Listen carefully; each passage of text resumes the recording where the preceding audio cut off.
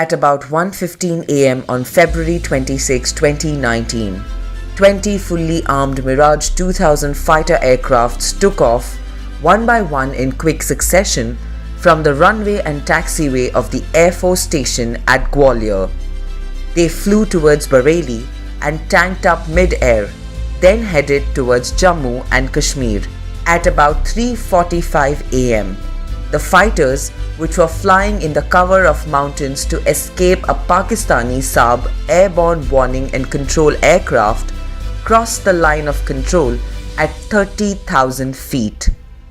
While 16 aircrafts crossed into Pakistan-occupied Kashmir, including 4 for escort duties, 4 others stayed behind as backup.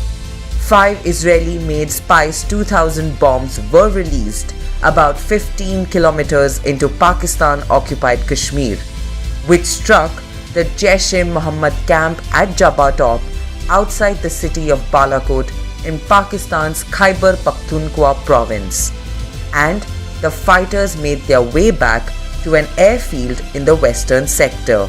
However, 4 Mirages, armed with Mica RF and IR air-to-air missiles, stayed back until the other 12 aircrafts made their way back into Indian airspace, lest Pakistan fighters engaged.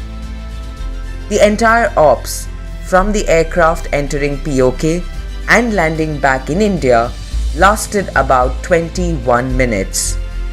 The choice of target and execution came with a lot of planning and intelligence inputs. It was important to send a message to Pakistan that India will not tolerate any more attacks like Pulwama.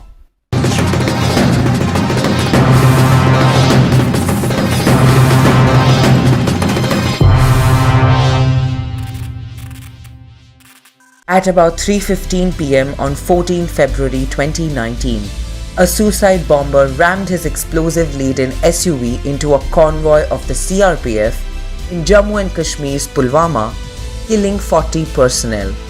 At 6 pm, the then Air Force Chief, Air Chief Marshal B.S. Dhanoa, called Air Marshal Hari Kumar, who was the then Air Officer Commanding-in-Chief of the Critical Western Air Command and was scheduled to retire that month, and asked him if he was ready.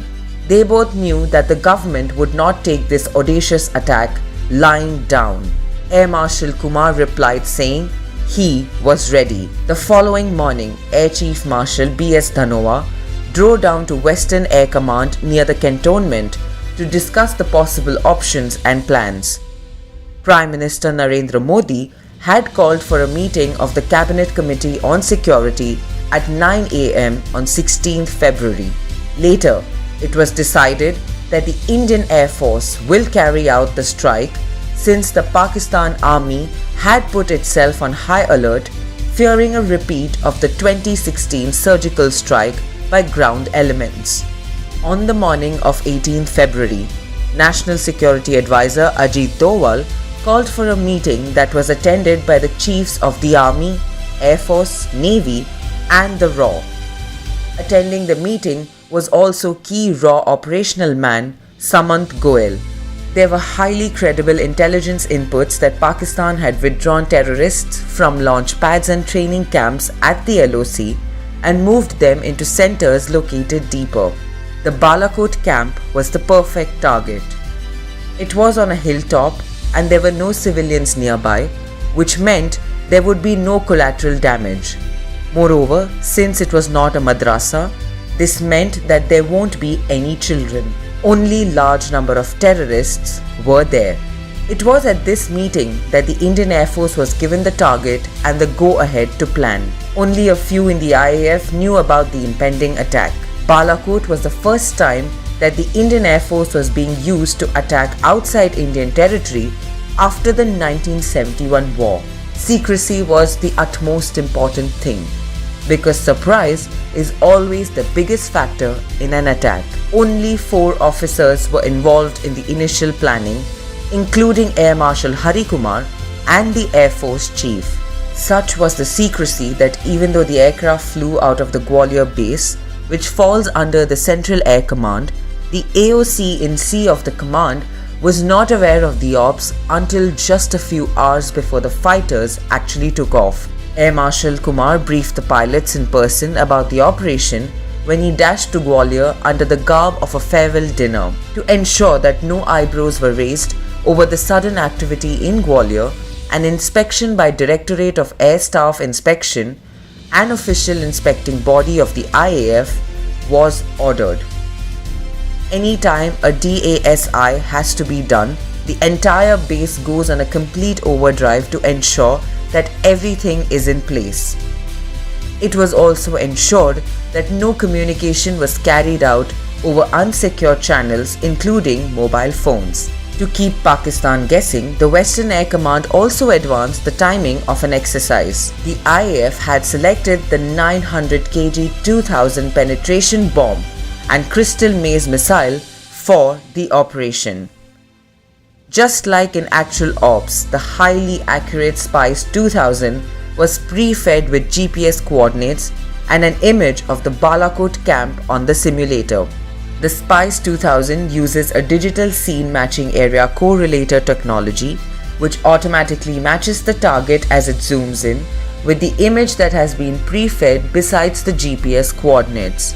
The hit on the simulator was a success, but for a proper battlefield damage assessment, the IAF had also intended to fire the crystal maze that comes with a camera that relays back live feed of the target as it closes in until the actual hit. However, the missile could not be fired due to certain firing protocols that has been changed now. Classified high-resolution military satellite images procured from friendly countries showed that at least 2 JEM structures were hit by the Indian Air Force in Balakot. With some media speculation taking place about the possible options before the government, a deliberate attempt was made to ensure that everything looked normal. So, a farewell that was planned for Air Marshal Kumar went off as scheduled. It took place on 25th February at the sprawling Akash Mess in Delhi, where besides Air Chief Marshal Dhanoa, 80 other senior officers were in attendance. Due to a lot of speculation on television channels and the social media, Pakistan had also started focusing on the possibility of an air attack. At that time, speculation was deliberately spread that the JEM headquarters in Bahawalpur could be an option. When the Mirages were nearing the line of control, the Pakistani Saab AWACS, which was in the air, seemed to have picked up the fighters and 2 Pakistani aircraft was scrambled. At that time, a group of Jaguars in the Rajasthan sector was asked to move towards the border, giving the impression that the aircraft was headed to Bahawalpur. The Pakistani AWACS quickly moved further away, and the F-16 fighters that had been scrambled were diverted to that location along with others. It was at this moment when the Mirages entered and did their job well. As for the damage inflicted, the two sides have given different versions, with IAF saying the targets were hit and JEM Balakot facility was destroyed, while the Pakistanis claim the bombs killed a few trees. The Times of India, citing National Technical Research Organisation Intelligence, reported on March 12 that 263 JEM recruits were stationed at the Balakot camp when the Indian Air Force struck. However, what was not under doubt was that by striking Balakot, India had sent a clear message that it would make it unaffordable for Pakistan to continue fostering terror. History will tell whether the Balakot strike was the game changer India needed to get Pakistan to mend its ways.